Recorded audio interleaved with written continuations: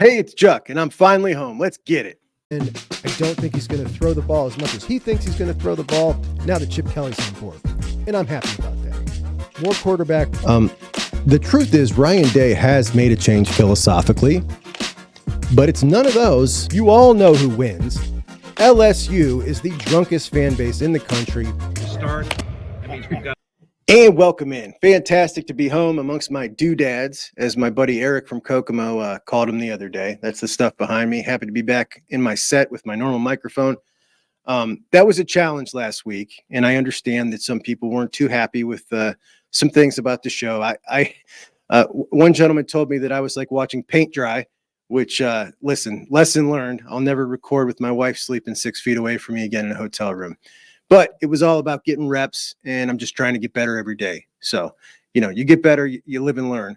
But I wanted to stay consistent with people who have been nice enough to put me in their daily rotation with all their other Buckeye shows. And if you have a daily rotation of Buckeye shows, and any of those are live shows, I would highly encourage you to get in the comment section. And there is a community that just kind of bounces from one show to the next throughout the day. And really awesome folks. And Eric from Kokomo is one of them, and everybody knows Eric. So I would definitely recommend that you check that out. But we're back, and I can be as fiery as I wanted to be today because she's not sleeping, and there's some things I've got to be fiery about today. And I want to preface this by saying everything's going great, okay? Everything's going great in the big picture. But, when everything's going great, there's always things that can be a little bit better. And it's about those little small margins that separate the championship teams from the teams that almost get there, to me. And Graham Nicholson, the Lou Groza Award winner from Miami of Ohio, has signed with Alabama. Now, I've been in a few arguments about this today. I don't think this is just a shrug of the shoulders, to be honest. I think that there was an enormous potential to get an advantage right there. And a great kicker is a big advantage. And I would think a guy like Ryan Day, who was a great kicker away from a national championship, would have been all over it. Now, it definitely appears that Alabama tampered with this kid. He entered the portal knowing he was going to Alabama. I concede that point. And did Ohio State try to get in? I don't know. But I would have thought that Ryan Day would have known that there was a Lou Groza Award winner in the state at a MAC school and maybe tried to pursue that. I just would have thought that would have been something that the Buckeyes would have been all over on. I feel like that is a big miss and not a huge deal, not something I'm making a huge deal out of. But again, I'm nitpicking because when it comes down to it, things are that close. And we know it. We've been through it. Halftime at Michigan last year. Georgia, we've been through this, and that just seems like a golden opportunity that was missed to me. So not something massive, but all of us in here, most of us, are fans of a team in the AFC North, and it's probably not Baltimore, but we all know what it's like to play against Baltimore in a close game late against Justin Tucker and just have that deflating feeling every time he walks on the field. And, a kicker can matter, and I don't know. My hope is we got a good young kicker. I think he's going to be pretty good, but Lou Groza, man. Lou the Toe Groza. What can I say? Anyway, it is what it is. Just a nitpick, but I thought it could have been done. I thought that they could have gone and got that, and I'm disappointed that they didn't go after that ahead of time. And the fact that he's at a place that we're going to, man, if we play Alabama in the playoffs, oh, buddy, you know what I'm saying? Like, that's what I'm thinking. This dude's going to be on a playoff team now. So Lathon Ransom is one of my favorite Buckeyes. He was playing amazing football before his injury. That dude is everywhere, lay in the wood, plays with fire. He's a clear leader on the team, and I'm just a huge fan of his game. Well, last week, Latham was on the Bobby Carpenter show with Bobby and Josh Perry. And I've never really listened to Latham talk, but I'm even a bigger fan now. He had a couple things to say, and I was just like, dude, this guy is awesome. So in high school in Arizona, he wasn't very familiar with Ohio State, and it was his dad's reaction to his Ohio State offer that really perked his interest. So he went as a high school kid and read up on a bunch of Ohio State history. I think that's really rare and really cool from a young guy, and I respect the heck out of him. And he respected the heck out of Josh Perry and Bobby Carpenter, which was just really awesome to see. And at one point in the appearance, Latham said, when I talk to former players like you guys, and I'm paraphrasing here, he said, I don't feel like I'm really part of the brotherhood because I don't have any gold pants. It was tough to hear, man. And it was awesome to hear that he cares that much about that. And this dude is somebody who I believe is going to be a captain. He is that awesome. And I was just so excited to be able to see that side of him. I normally don't like player interviews. I usually find them boring.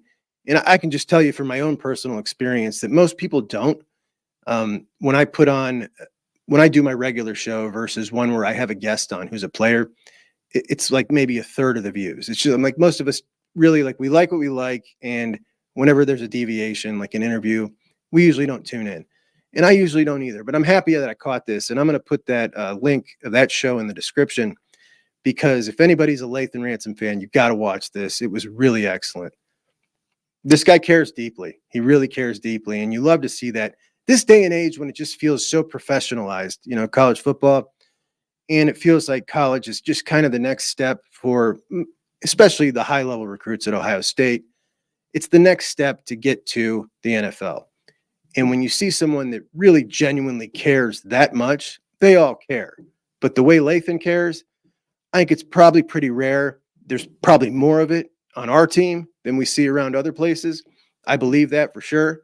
But it was really cool to listen to, and I think everybody should. The three main issues that threaten kind of the sport of college football right now as to where it's going are the transfer portal, NIL, and conference realignment. And there was a massive decision in Virginia regarding NIL, as the state of Virginia has passed legislation that now makes it legal for universities to pay student athletes directly through NIL. Now, similar legislation is in the courts in three, not coincidentally, huge football states: Oklahoma, Nebraska, and Louisiana. And that legislation will pass in all three of those states. So it's going to fly around the country, and I think it's going to pass fast all around the country. So I'm just trying to sit here and brainstorm as to what this is going to look like.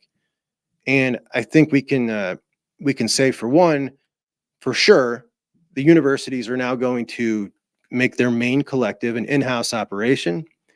They are going to try to distance themselves from the current collectives. And I think that's a good thing. There are a lot of seedy NIL collectives, as we know.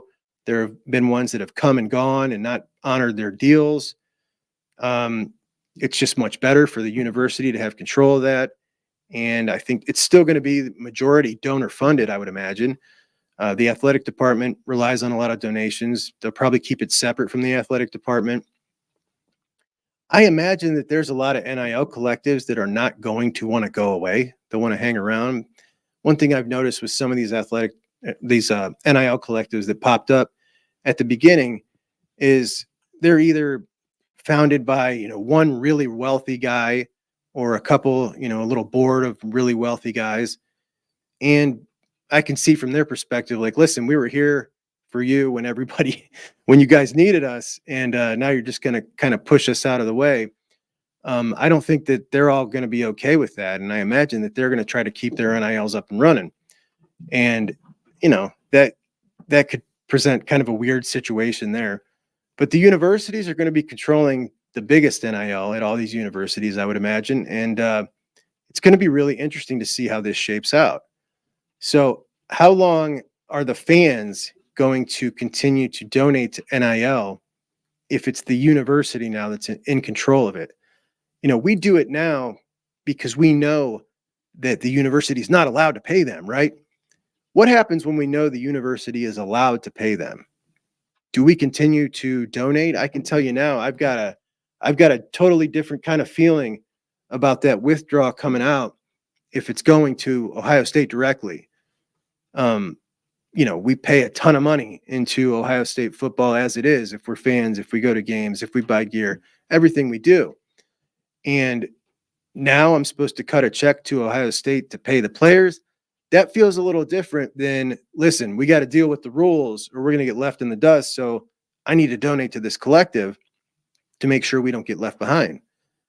So I can just tell you from my standpoint, as someone who donates monthly to an NIL, I feel differently about donating to an NIL that is run by Ohio State. That just feels different to me. At that point, I think it's like, okay, now the law is different. Now you guys, it's time for you to pay. You know, we carried you along for these 3 or 4 years, however long it takes to get to that point. And then what does the university in turn do? Do they start funding that NIL on their own? How much do they fund the NIL?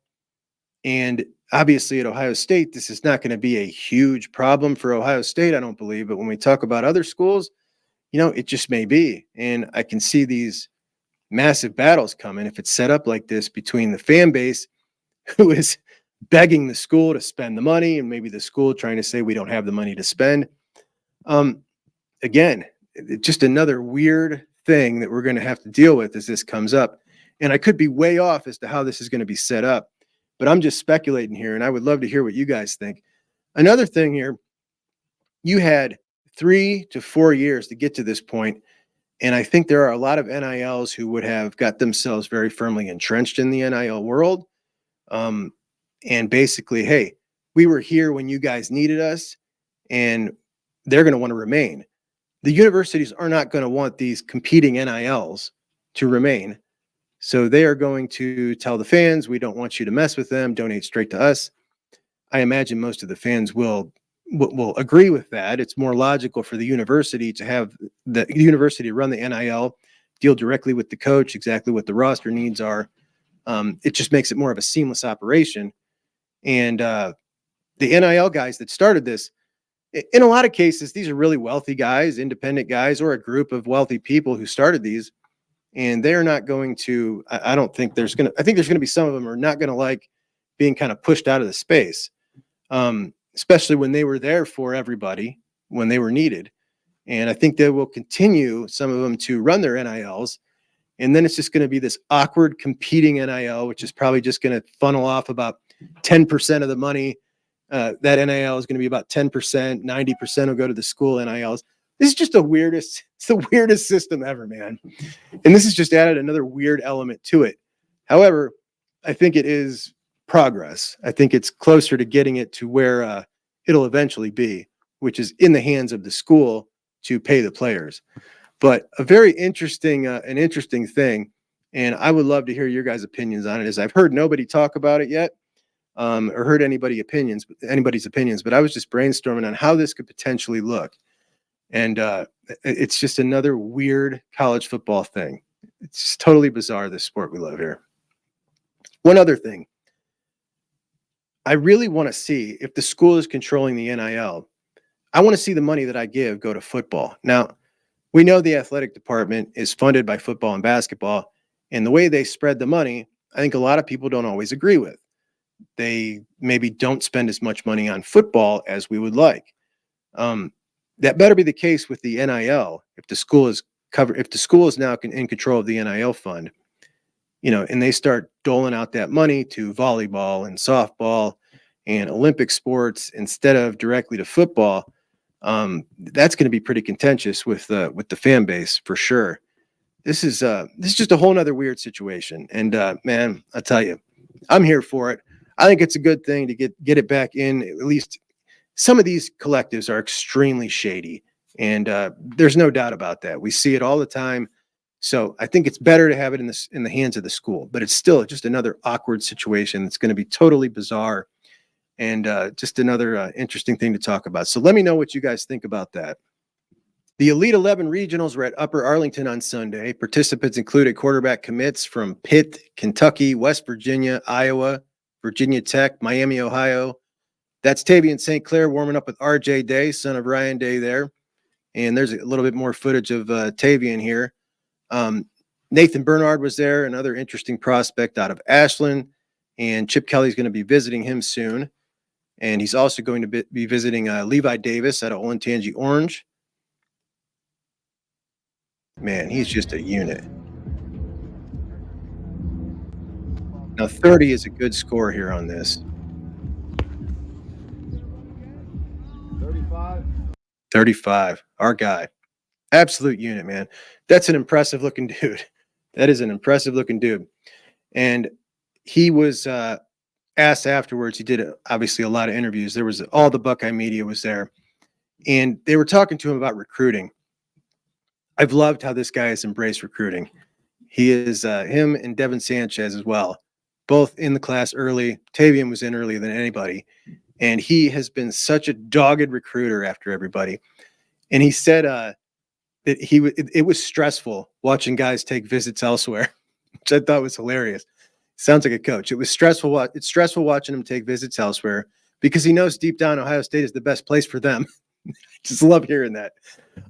He talked a lot about, we talked about Nate Davis. We got our tight end. Nate Davis is an awesome tight end. I hadn't really done a deep dive on him until recently. And a lot of people have said things like this dude looks like Travis Kelce on the field. He does. He does. I generally hate comparisons like that. But he really does. He moves like him. The stride is the same. The size is about the same. I think he maybe needs to grow 1 more inch, which he probably will. He's massive. I mean, he's a huge dude. And a lot of it is he's playing with guys a little smaller than him in out there in Oklahoma. But a really awesome tight end, man. I really can't get enough of watching that dude. But Chip is going to go see Tavian St. Clair, Nathan Bernhard from Ashland. That's that dude's like 6'5", 225. Really raw prospect, howitzer arm.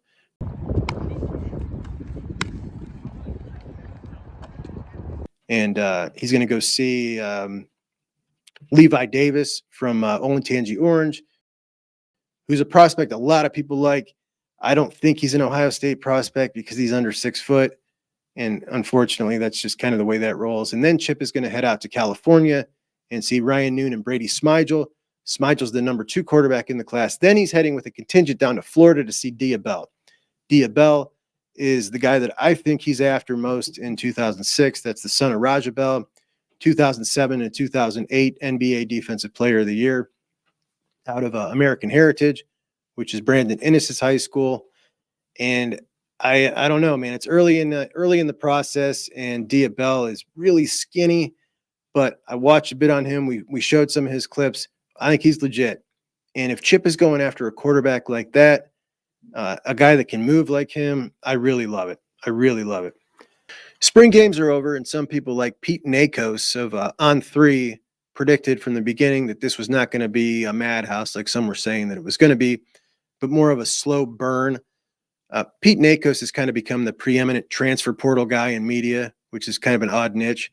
But he was on the Tim May show talking to Tim May last week, and he was telling Tim how much he loved the portal, loved player mobility. He's a young dude, and I can understand how he feels like this may be the right course of action or the right thing for college football. And I'm not against player mobility. I would like to see ultimately one free transfer a second time, and you got to sit out a year. But the notion that 2 times a year players can be free agents being a good thing is just really short-sighted. It's probably the nicest way I can put it.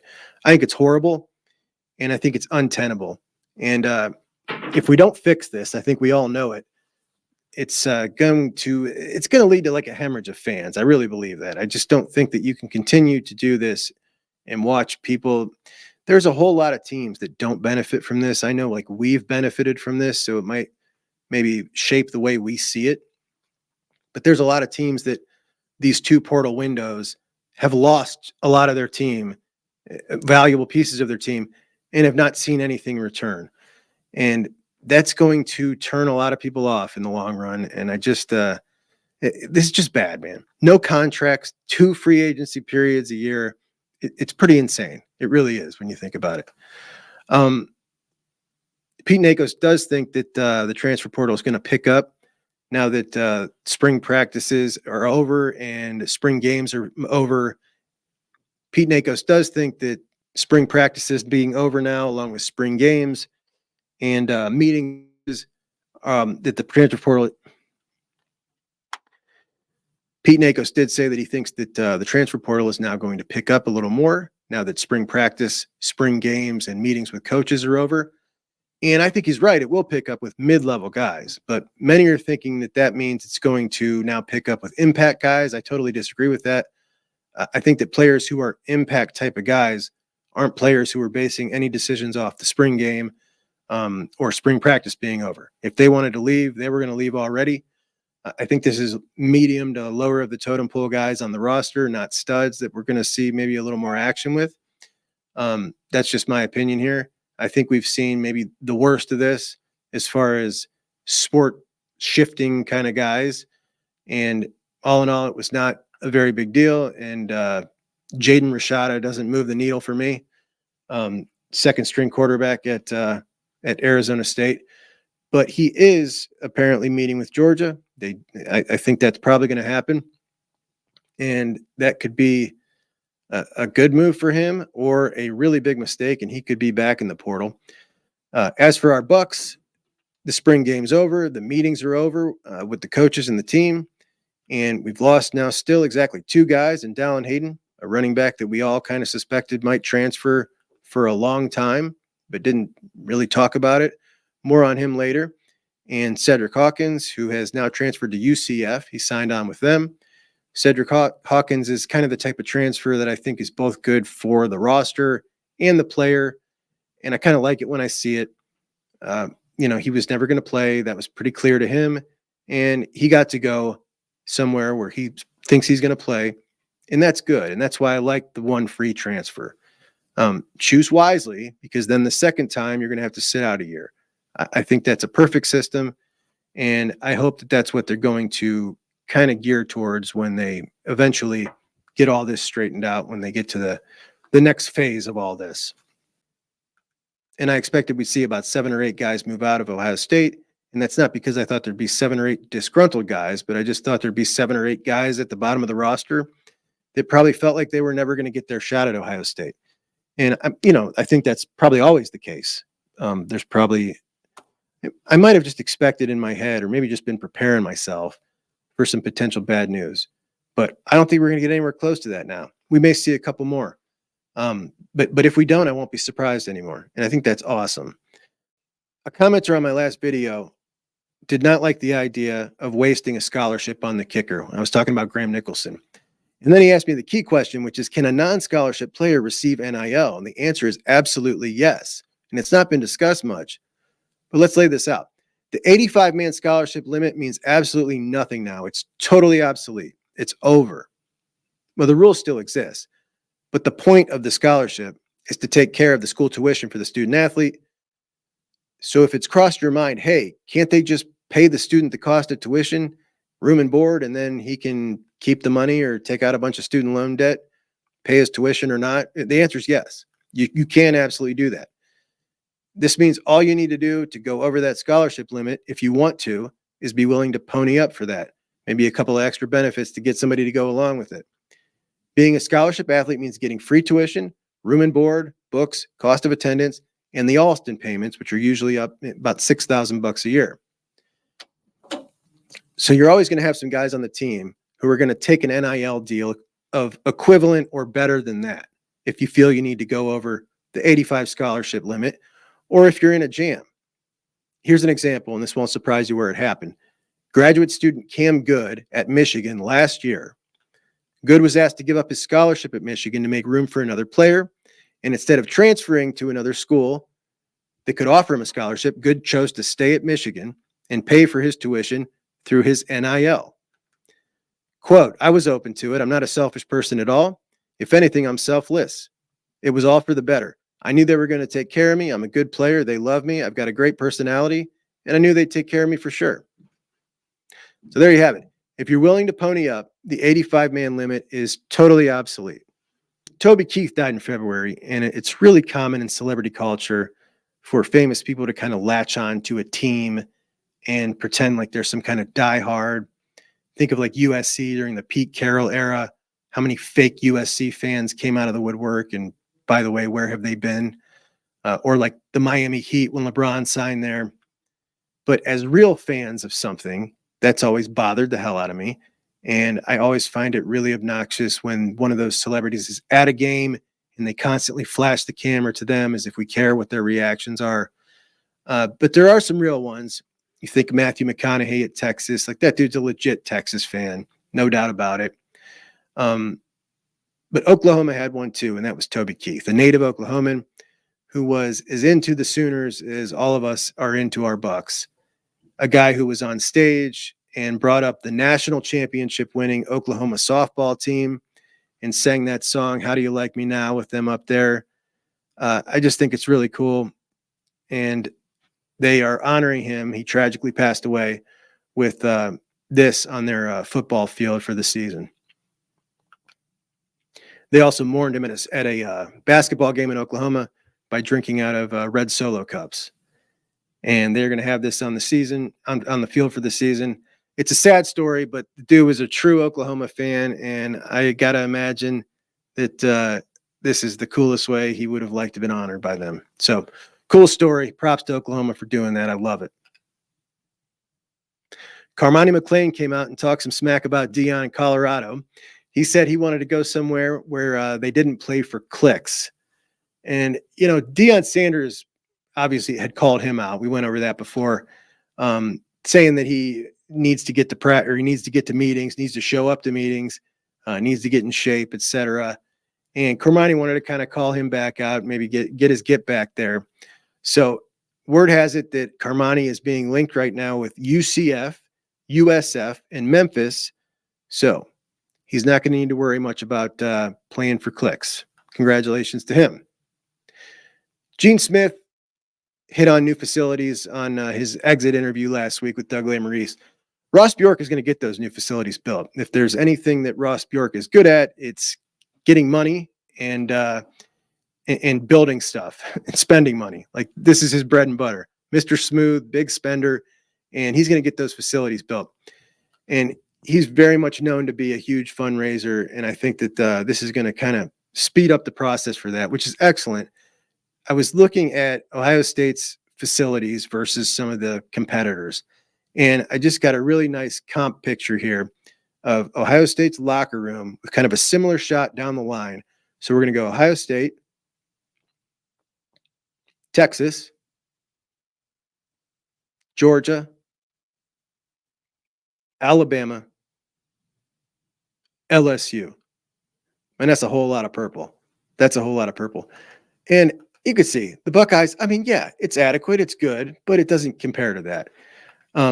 So how long is it going to take once Ross Bjork can get that thing approved to build it? Well, Notre Dame just approved theirs. They're getting a whole new facility, and that's going to be built in 2026. So looking like 2 years from the time he gets it approved to getting it completed. Notre Dame is notoriously cheap. They did build a sweet indoor stadium or indoor facility that I'm pretty jealous of. Not because I get to play there, but just because I watch a lot of clips of our guys from there, and I want to see it at a nice, airy facility like this. This looks so nice, man. This is beautiful. But their new facility is going to be 150,000 square feet and include amenities like, you know, an advanced training room, augmented reality room, 2-story auditorium, you know, all the stuff they're doing now. And I would love to tour one of these places. I think that would be awesome. So once the Buckeyes build that, I'm definitely going to tour it. And if I'm ever around a college campus, I will try to get myself a tour of one of those because these places are so cool. We had some spring games over the weekend. 40,000 were in attendance at the Texas spring game, and they got a treat as they got to watch their man, Arch Manning. Just a bunch of fireworks. And again, you want everybody to stay healthy, B-Rob, but this offense does not look like it has missed a step. No, not at all. I mean, when you look at it, and even the guys that were able to step up, you know, DeAndre Moore had a big day today, really clicking today. Let's talk about Arch, because we're going to have to, right? This was going to be the strategy going in, right? It was Quinn Ewers, play a couple of series, and all of a sudden hand the ball and really the team over to 16. You looked at me a couple of times with an interesting. The dude's a stud. Look, I was wrong. I'm going to admit it right now. He was the number one player coming out of high school. I wasn't going for it. I was not going for it. I did not think he deserved it. You know, he was over Caden Proctor, Keon Keeley, Caleb Downs. Gosh, that was a good class for Alabama. I just wasn't going for it, man. I didn't believe it. This dude looks excellent. He's thick. He's athletic. He moves good. He looked in great control of that offense. And I think he's going to be really good. And I think Quinn Ewers staying a year, staying his senior year, was the best thing that could have happened to Arch Manning. But I think that guy's going to be really good. And that's not great news, because Texas, after Georgia and Ohio State, has absolutely got it rolling in a way that I don't think anybody else does. I think there's a gap after them to Oregon when we talk about just kind of strength, overall strength of the program. And they're scary, man.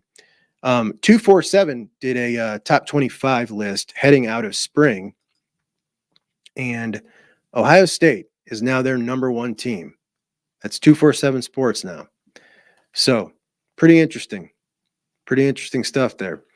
I've been saying for a long time, I think the Buckeyes should be the number one team, and more people are coming around to this opinion. And hey, it just might go off with the Buckeyes as the favorite. I don't know. I'm gonna get some pushback on that every time I say it. Somebody gets angry at me, but it is what it is, buddy. There it is right there. 247 Sports to me is the most respected name in sports, to be honest, in college sports. That's my opinion. But number one, Ohio State Buckeyes.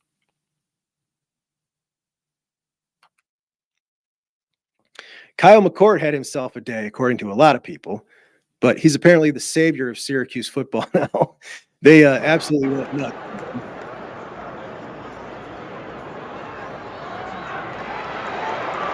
That's his opening pass. McCord's pass is complete to number one. Go-to guy in the secondary as well.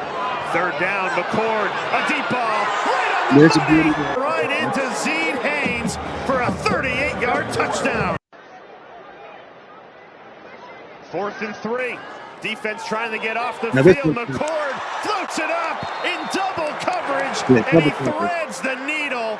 What a grab. Terrell Gill Jr. hauls it in for a gain of 27.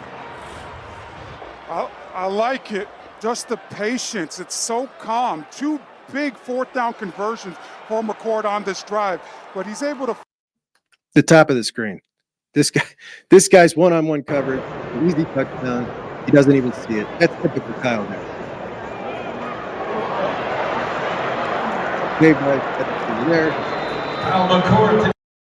That ball's supposed to be over here between that wide receiver and the sideline. And it's just typical McCord, honestly. It's just typical McCord. Everybody's saying how he played so good. I watched plenty of the game. He did not play so good. He looked like McCord. He made some good throws, and he made a lot of like, what are you doing, dude? There's a touchdown over here. You're throwing into double coverage here. But the buzz is Kyle McCord played great. He didn't, but they love him and they're happy with him. And I'm happy for him, and I'm happy for Syracuse. I like it when Syracuse is good. I've said it 100 times. But no, it's not. I didn't see some big improvement in Kyle McCord, and I'm hearing a whole lot of people say that today, based off a couple of highlights. That's not what I saw. That's definitely not what I saw. But the bigger story of the weekend, obviously, was Michigan's spring game, which was on Fox, just like the Buckeyes were. They had 30,000 announced in attendance. Remember, the Bucks had 80,000. That's after a national championship, and I think that's pathetic. But Juck on Bucks resident Michigan fan Tim was there, and he confirmed that it had been nice all week, and then it was cold Saturday. So there you go. It was cold. They didn't go. Alex Orji had him a day, put together a real highlight reel. Look at the crowd in the back there. Nobody's there. For Michigan, Alex Orji incomplete. I talk to you soon. Get back there. He might try to get back. Said Marlon Klein can do the exact same thing. Really high praise. That's a very tough throw. The SEC, you could probably get away with 3. That's some huge runs. This dude is a tight end playing quarterback. This dude's so bad. Potential and rawness. That's about as nice as you can put it. After his impressive performance, he attempted to sweet talk head coach Sharon Moore, and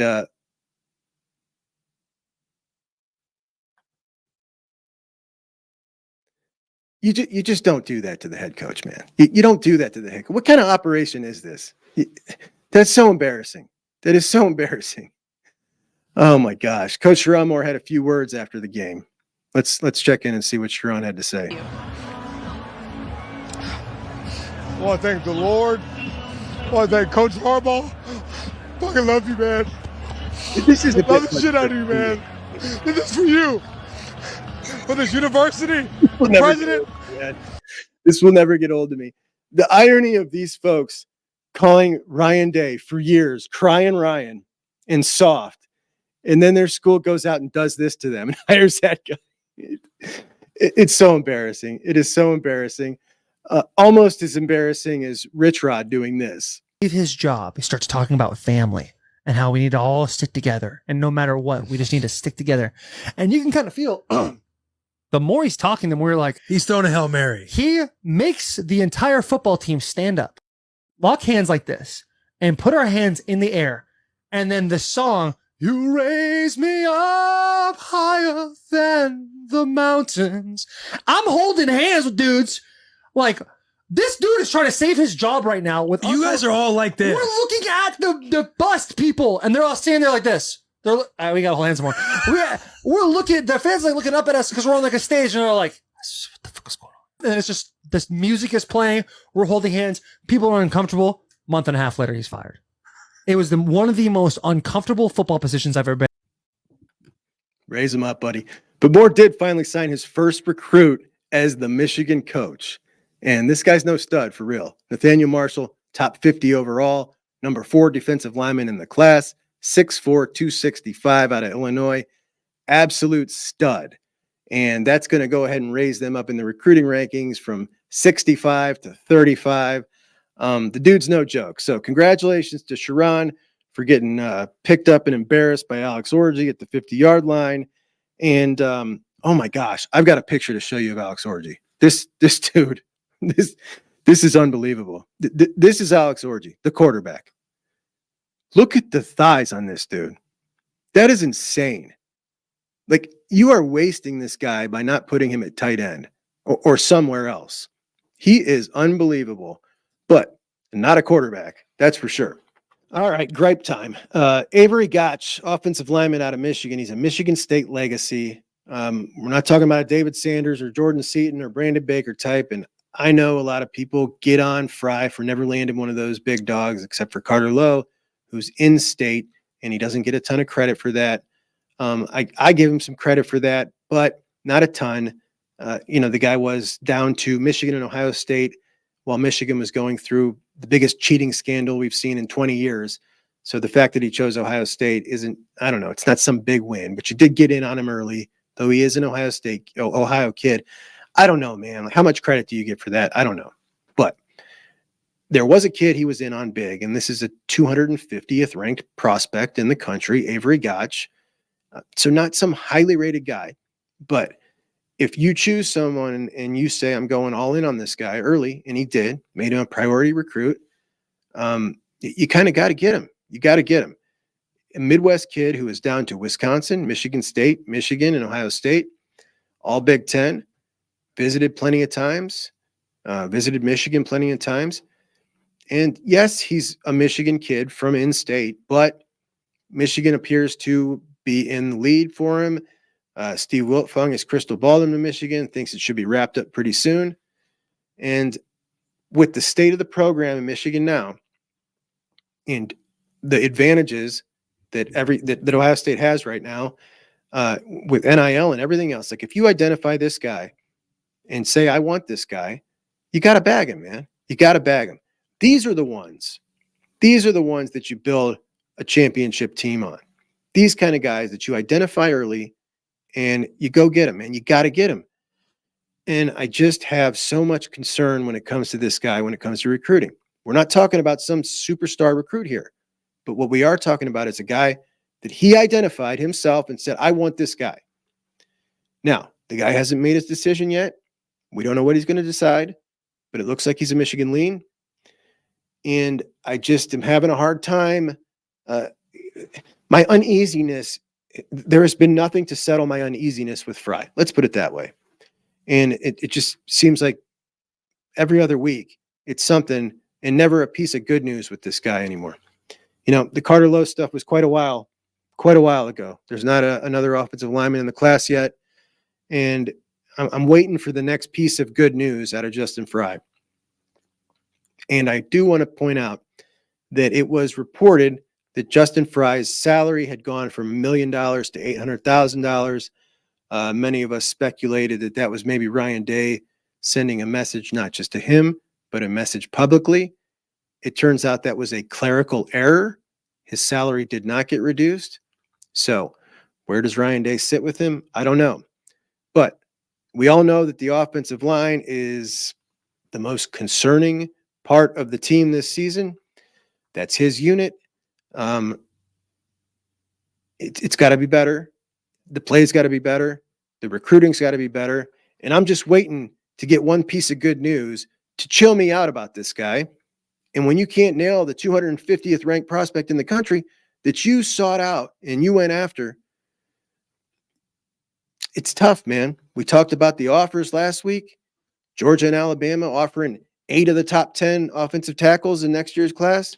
Ohio State's in on 2 of the top 10. Not even in on the guy next door in Harrisburg, Pennsylvania, who looks amazing. It's concerning. It's concerning, and there is nothing that's happening with Frye that is easing my concern. So, hey, I don't know what to do here. I don't know what to do here. I'm trying to stay calm about this guy, but, it's concerning. It's very concerning to me. Maybe somebody can chill me out on it. I want the best for him.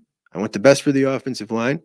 It appears he's a very beloved guy around the Woody. I've done some digging on him, and it appears everybody really, really likes this guy. Now, he didn't come off to me like that in the interviews I've seen of him. I kind of thought he seemed kind of smug, but apparently that's just the way he is with the media.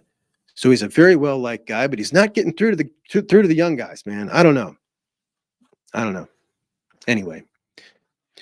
All right, so that's the show. Now, I did have one more thing, and I just put this together. I didn't want to look, I don't want to talk anymore about the Dallen Hayden thing. It's something that made me sad. I was sad it didn't work out for him. But I did want to counter the narrative that last little media session he didn't mean anything. And I really think that was a guy who was going through it. And everybody kept coming out and saying, that's just Dallen. That's just how Dallen is. Look, I've seen the guy talk before. That's not how he is. Like, that was a guy who was sad or upset or going through a big life decision, or had already made that decision that he was leaving and was now in a position where he was sitting there kind of having to lie. You know what I mean? Like, that's an awkward spot that they put him in. They knew when they asked him if he would go talk to the press that he would definitely not say no. He's told them yes about everything, which is why I like the kid so much. And I'm assuming they probably knew he was going through it and were trying to keep him engaged by asking him to go do that. Just an assumption. But that was definitely a guy who was not in a good place. And I went back and looked at an old interview with Dallen in the same exact setting in a spring practice. And never mind. I just got a text right as I was wrapping this sucker up, and Dallen Hayden is going to Colorado. This is bad news for Dallen Hayden. There's no other way about it. There's no other way to say it. This is bad news. This is bad news for Dallen Hayden. He's going to go run the ball behind a patchwork 5 brand new starter offensive line. And I don't care how many carries he gets. He's going to look bad. He's going to look bad. And we thought Ohio State's offensive line has not been up to par in recent years. This is going to be an absolute disaster. It's a glorified MAC school at this point. And honestly, they had Sean Lewis there, who was a Kent State's head coach. If they still had him, they'd be in a whole lot better shape. This is bad for Dallen Hayden. Now, listen, I really like this guy. I really like him.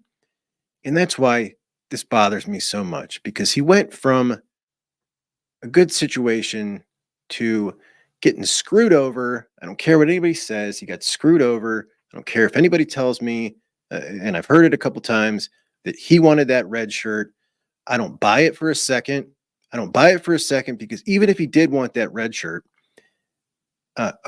you want a red shirt because you're not going to play.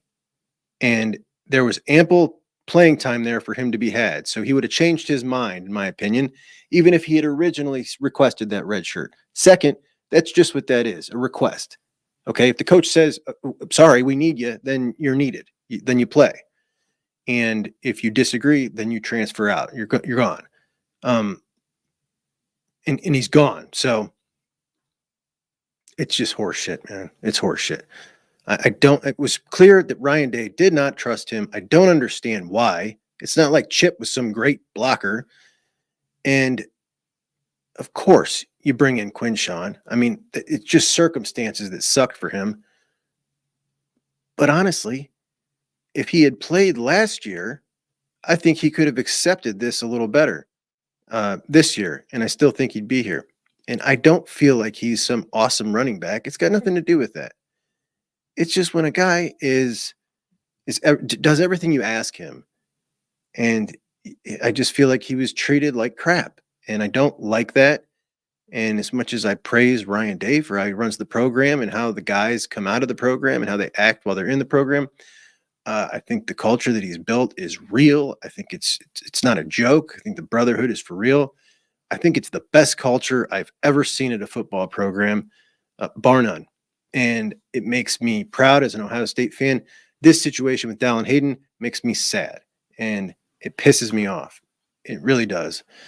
And I could be all wrong about this. I could have it all wrong. And I hope I do. Because now this kid has gone out to this shit show at Colorado, and it's not going to end up good for him. I mean, I'm almost certain of it. This is a guy whose dad played in the NFL and has somehow advised his son that this is an okay decision. Unbelievable, man. Unbelievable. I'm upset. And I'll tell you what else I'm not going to do anymore. I'm a fan of the Cleveland Browns. If there is a guy that plays for the Cleveland Browns whose contract is coming up, and I don't think he's going to re-sign because I don't think he's happy with the team, then I'm going to say, I don't think John Joseph is coming back next year. I think he's going to leave in free agency. The transfer portal is free agency. Professional sports has now found its way into college football. At least 50% of the team are paid athletes, right? We all know that. Then why is it that we have some weird thing about saying when we think someone's going to enter the transfer portal now? I don't understand why that is. I get that there is this decorum that we shouldn't do that. I just don't understand why it's like that. I mean, I get that we've been feeling our way around this. It's new. But Dallen Hayden was clearly going to transfer. We all knew that he was going to transfer, or at least was a heavy transfer candidate. We all knew it. I mean, we tiptoed around it. We saw that press conference, and listen, that press conference was sad. It was sad to watch, and anybody who says that's how Dallen always is, that's not how Dallen always is. That's not how Dallen always is. Way more vocal and I know what I had to work on, and I focused on that the whole off season, and I feel like I'm doing better with those areas, so I'm very confident. What is that? Our room clean. Me and Caleb pretty clean, so. Okay, that's good. I was messing. Clean is better. Yes, sir. Those areas that you had to get better at? I worked on a lot of catching, route running, and I worked on pass protection. So, yeah. I mean, yes, but I knew I wanted to be here because Coach offered, and I know he developed guys like Zeke for 1 year, J.K. Dobbins, Mike Weber, and the list just goes on and on. Has there been frustration that you haven't? Ryan said that you were okay with redshirt last year. How tough was that? I mean, I understood, it was a mutual agreement for sure. Obviously I wanted to be on the field because freshman year I played, then got redshirted, so it was tough, but, everything happened for a reason. Ezekiel Elliott, he's been my favorite back for a while now. Just like his ability to get downhill, finish through contact, and he runs with a purpose, I feel like. Did that feel like it was going to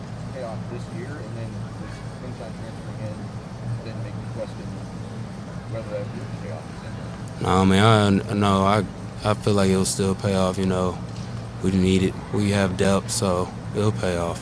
What has it been like having? Under 3 receivers. Okay. How'd you end up with? You know, he's a great addition, really good player, smart football player, so it's been a good addition for sure.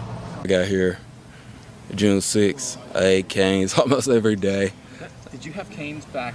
And way more vocal and, like, you know, taking the younger guys under his wing. So, yeah, he's been a really good leader. What was They know our names by heart. They're like, y'all come here almost every day. I'm like, yeah. Yes, sir. It's good. You got to build up the body weight, Yes, right? sir. Get ready. You either get the point there or you don't. The body language, the smile, that's not the same dude. That is a dude who is going through a rough time. Or, okay, let's put it like this. Why do we think that they asked him to go do that media session? Now, of course, he was going to say yes. He can decline, but of course he was going to say yes because he said yes to them for everything they ever asked of him. So, in my opinion, they're trying to get him involved, and they send him up to do this media session. That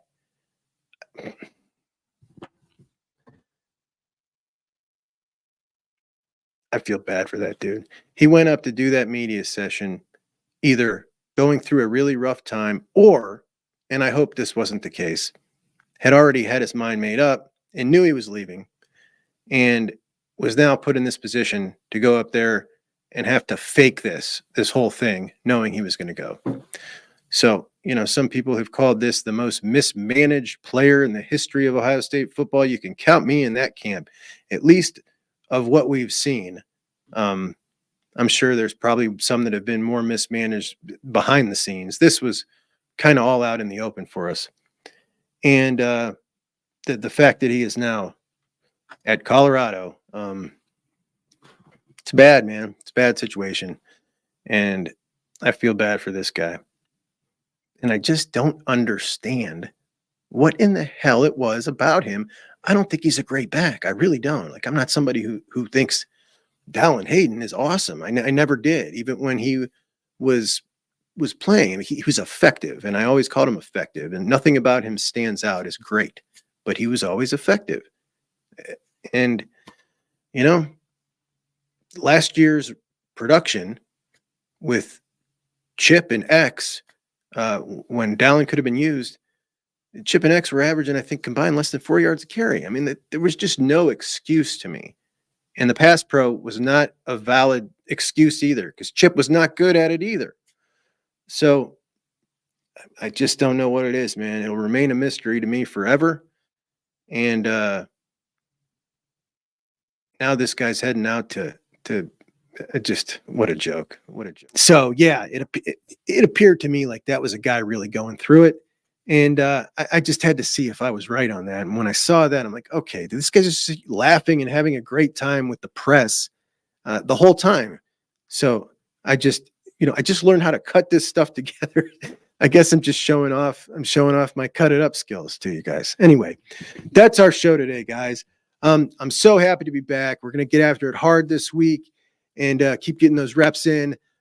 If you don't mind, please like the video. My like percentage is really low. So if you did like it, please click that button for me, because that percentage is way below the standard average that I'm reading it's supposed to be, and it's kind of making me feel bad. So if you liked it, if you could click that, it would make me happy, but I'd appreciate it. Anyway, follow the show on the podcast platforms in audio version. Actually, I got a question. So I was talking to my son the other day, and he said I have a podcast. I said, well, I mean, I have a show, but it's in podcast format as well. He's like, no, Dad, it's just called a podcast. And I was like, well, I don't think that's right. I think a podcast is just audio. So like, this is a show, and podcast would be the audio format of it. And he said, no, you're wrong. And then he looked it up, and it turns out I was right. Podcast is only audio. However, I think this might be a case where we kind of make a word mean something, just like we just accept it. Okay, maybe that's the official definition or how it started, but we've kind of changed it. And this is now just a podcast. So I don't know. Let me know your thoughts. I thought this was a show, and if I downloaded it into audio, then it would be the podcast version of the show. Just a technicality. I don't know. Let me know your thoughts. Maybe I'm the only one interested. Anyway, thanks, guys. I will talk to you soon. Chuck on Bucks out.